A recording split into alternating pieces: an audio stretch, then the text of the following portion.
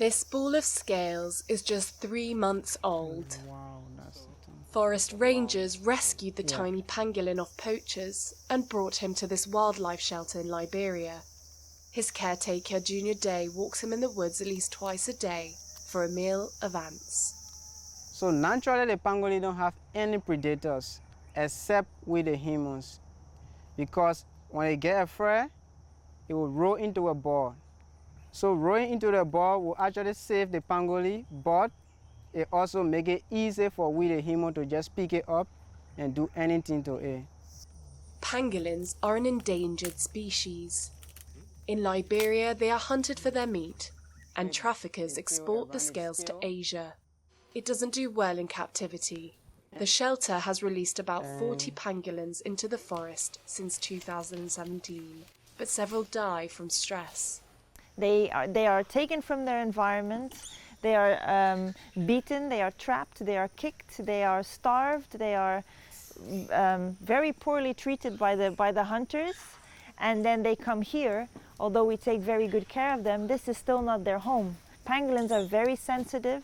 I feel like pangolins don't get sick. They get sick and they die.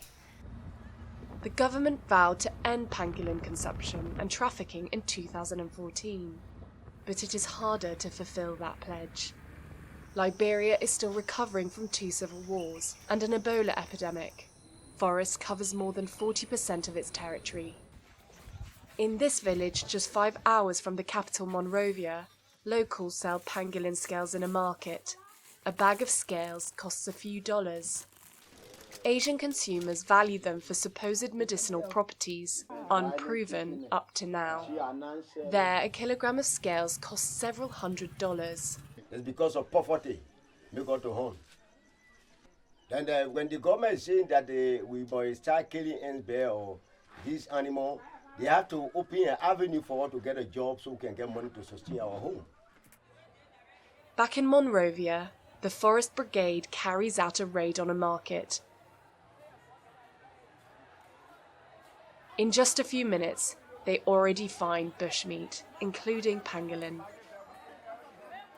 This vendor says meat worth more than $3,000 was confiscated. It is a colossal sum in Liberia, where almost half the population lives below the poverty line. You call me, you want to go to prostitution job in the street for how to live? Very wicked. That's my pleasure. But authorities are determined, says Edward Appleton, the head of the Forest Protection Squad. The message is getting through to everybody.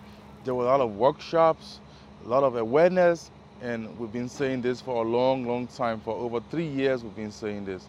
But the people are so stubborn, if there will always be lawbreakers, so for us to do our job. The Forest Brigade targets vendors in the hope of dissuading illegal hunters. In October, a man was sentenced for the illegal sale of pangolin for the first time. But it is an uphill battle until the scaly animals will be safe.